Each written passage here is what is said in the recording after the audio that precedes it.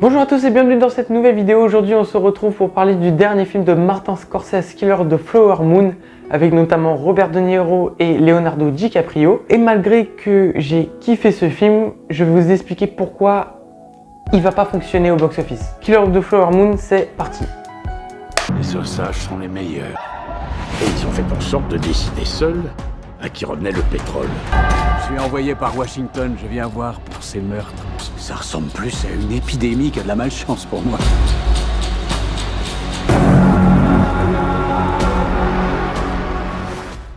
Bon, déjà avant de commencer, je vous invite à vous abonner et à mettre un like si vous kiffez la vidéo, parce qu'il y a quand même pas mal de projets qui vont arriver dans le futur, et d'ailleurs un futur très proche. Donc, Killer of the Flower Moon, un film tiré du livre de David Grann qui nous raconte dans les années 1920 le peuple osage qui découvre l'une des plus grandes richesses du monde qui est le pétrole. Et ils deviennent ainsi le peuple le plus riche du monde. Mais cette richesse, comme vous vous en doutez, attire pas mal de gens, notamment pas mal d'occidentaux, qui essayent de se familiariser avec ce peuple osage et à récupérer petit à petit tout leur pétrole et tout leur argent finalement, quitte à utiliser des moyens qui sont, on va dire, tout simplement cruels.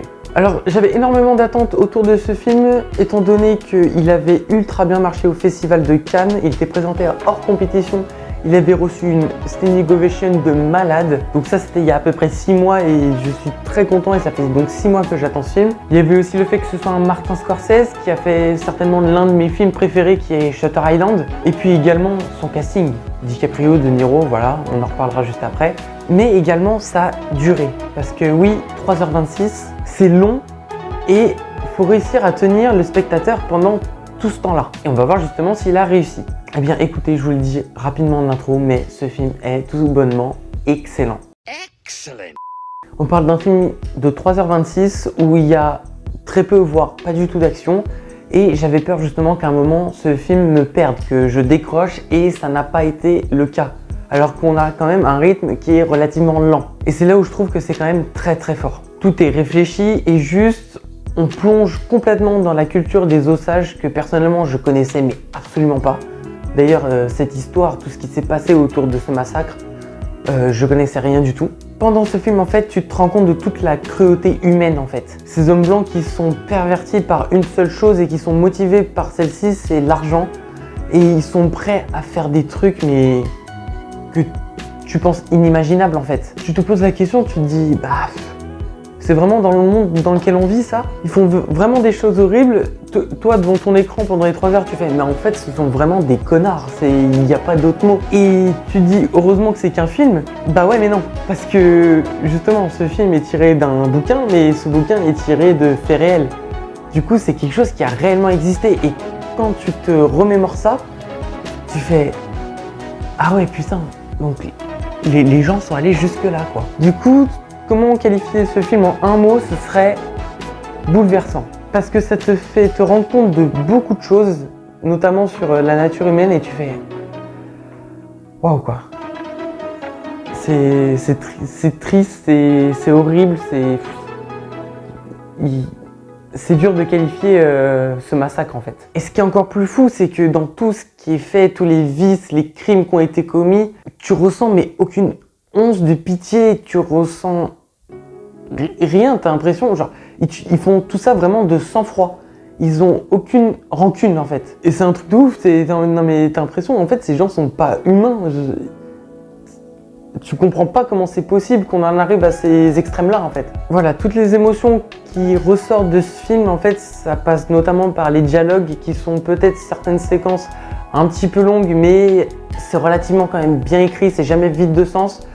Et en plus, ces dialogues, ils sont ultra bien imagés par Scorsese. La réalisation est vraiment sublime. Et puis, les acteurs qui sont à l'affiche, je suis désolé, mais alors, quand tu connais leur filmographie, t'es pas étonné.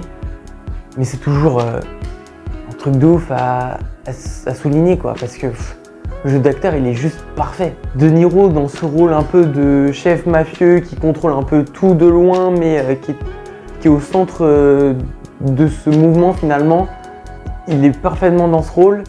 Il y en a beaucoup aussi qui ont relevé la performance de DiCaprio, qui ont dit que c'était l'une de ses meilleures depuis longtemps. Et j'ai envie de dire, c'est DiCaprio les gars, soyez pas étonnés non plus, le mec, Inception, Titanic, Le Loup de Wall Street, Shutter Island, The Revenant, le mec n'a pas un flop dans sa filmo quoi. Donc quand on me dit qu'il a fait une performance exceptionnelle, bah j'ai envie de dire, c'est classique. Mais faut pas oublier qu'il n'y a pas que De Niro et DiCaprio sur l'affiche, ils sont 3 personnages principaux et la troisième c'est Lily Gladstone qui interprète le rôle de Molly, qui est tout bonnement la femme osage de Ernest, joué par DiCaprio. Elle m'a complètement convaincu par sa prestation de femme qui se fait totalement manipuler par son mari. À travers elle, on va représenter finalement tous les osages. Tout comme eux, elle va tomber dans une espèce de paranoïa autour des gens qu'elle va croiser dans la ville, avant d'être à son tour victime de tous ces agissements et ces manipulations de toutes ces personnes qui en veulent qu'à une seule chose au final, son argent. Et vous vous souvenez, je vous ai dit que s'il y avait un mot à retenir de ce film, c'est bouleversant. Et bien justement, tout ce côté bouleversant, c'est à travers elle qu'on va le ressentir. Toutes ces tristesses et cette souffrance qu'elle ressent en fait à chaque fois, qui revient sans cesse tout le long du film. Et c'est à travers elle qu'on va ressentir tout ça. Et c'est pour ça que si dans les 3 personnages principaux, il y avait une prestation à retenir, bah, je pense que ce serait plutôt la sienne. Donc voilà ce qui est pour dialogue, acteur, tout ça. On peut également parler rapidement de la photographie. Je dis rapidement parce qu'en fait, il n'y a pas vraiment grand chose à dire. C'est vraiment parfait du début à la fin. Tout est beau à regarder et c'est ce qui fait un peu passer le temps finalement. Parce que comme je vous l'ai dit, le rythme est lent. Vous avez vu la durée du film, 3h26. Il y a un rythme lent et que il est moche, forcément, tu décroches un moment. Là, le fait que tout soit magnifique, tu as l'impression que c'est une peinture au fur et à mesure. Tout est vraiment trop bien filmé. Et au final, ces 3h26, tu les ressens pas réellement. En fait, c'est ça. Ce film, il est juste du début à la fin. Et d'ailleurs, en parlant de la fin, même là, c'est original. Vous voyez, quand on vous décrit une histoire vraie, que ce soit américain, français ou quoi, à la fin, quand tu te demandes que sont-ils devenus, ces gens-là, comment ils sont morts, s'ils vivent encore, qu'est-ce qu'ils font maintenant, tout ça. Généralement, à la fin des films, tu as un écran noir et puis il y a écrit une phrase genre est décédé en 1900 quelque ou continue sa vie en tant que nanana, avec peut-être une photo de la personne réelle. Et là pas du tout. Et c'est relativement original et en plus on a une petite pépite à la fin, une cerise sur le gâteau que je vous laisserai découvrir. Voilà, je trouve que c'est un excellent Scorsese. Est-ce que c'est le film de l'année? Je sais pas trop, il y a quand même beaucoup de concurrence. Personnellement, j'ai préféré Babylone, après c'est que mon avis, hein. Mais dans tous les cas, je pense que comme celui-ci, ce film ne va pas marcher. Alors qu'il est excellent, hein, je le précise, hein, mais ça va flop. Killers of the Flower Moon, ça va jouer les Oscars, et le premier jour de sortie, qu'est-ce qu'on voit? C'est que ça se fait dépasser au box-office français, du moins, par Les Trolls 3. Les Trolls 3, oui. Vous voyez pourquoi je dis que ça va pas marcher? Voilà. Mais je pense surtout qu'il y a 3 raisons à ça. La première, c'est 3h26. Faut pas se mentir que même si moi j'ai kiffé et que je vous dis qu'on les ressent pas vraiment, les 3h26, ça reste 3h26. C'est du temps. Donc tu comptes le début de la séance, il y a toujours 20 minutes de pub, le temps de t'y rendre, le temps de repartir, tout ça, faut quand même réserver, on va dire, entre 4 et 5 heures dans ta journée pour aller voir ce film. Et t'en as, ils n'ont pas ce temps-là. Du coup, quand ils vont voir la durée du film, ils vont faire on va attendre qu'il sorte, hein, en VOD ou en DVD, comme vous voulez, mais j'ai pas le temps. Ensuite, la deuxième raison, c'est que ce film, je le qualifierais plutôt du genre western en fait. Alors oui, c'est également un thriller, c'est une histoire vraie, c'est ce qu'on peut appeler ça un biopic, je pense, je sais pas trop, mais on est dans un cadre relativement western.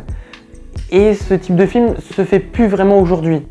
D'une part parce que ça rapporte plus beaucoup, c'est passé de mode, et c'est certainement pas le genre de film que tu vas voir en famille, qui va toucher le grand public, qui est d'ailleurs mon troisième point. C'est pas le genre de film comme les Marvel ou les comédies du genre, je sais pas moi, Alibi.com. Non, là ici la priorité ça va être de raconter cette histoire, donc le public visé ça va être soit ceux qui connaissent l'histoire, ceux qui ont envie de la découvrir, ou tout simplement les cinéphiles, les passionnés de cinéma qui ont vu l'affiche, ils ont vu De Niro, DiCaprio, Scorsese, n'en dis pas plus, moi je vais le voir. Et c'est d'ailleurs pour ça que moi je suis allé le voir. J'ai vu l'affiche, j'ai vu les noms, j'ai fait ok, ça va être incroyable. Mais voilà, quelqu'un qui s'y connaît pas, c'est peut-être pas la première affiche qui va lui donner envie d'aller voir le film. Donc voilà, tous ces éléments font que je pense pas qu'il va fonctionner malgré toutes les qualités qu'a ce film. Après, je peux me tromper, hein, il y a quand même plein de films qui ont duré 3 heures qui ont très bien marché. Notamment cette année, je vous l'ai dit, Babylone, quoique non. Mauvais exemple. Mais Oppenheimer, 3h11 ou 3h08, je sais plus, mais plus de 3 heures. Et pourtant, il a cartonné. Alors, est-ce qu'il a été un petit peu aidé par Barbie? Je pense. Mais le fait est de constater que ça a marché. Et puis par le passé, on a également les Avatars, les Titanic, ça a fonctionné, Seigneur des Anneaux aussi, enfin. Voilà, on n'est pas à l'abri d'un gros succès, mais je suis pas sûr.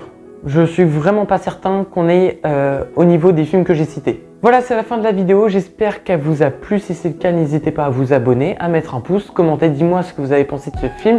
Est-ce que vous aussi, vous pensez qu'il va flop? Parce que si ça se trouve, je suis seul dans ce cas-là, hein. Vous pensez qu'il va fonctionner et j'espère que vous avez raison. Nous, on se retrouve bientôt pour une prochaine vidéo sur un film d'horreur. Bah oui, on va rentrer dans Halloween, donc à un moment, il faudrait s'y plonger. Sur ce, je vous dis à très bientôt, c'était Ciné Trip. Salut!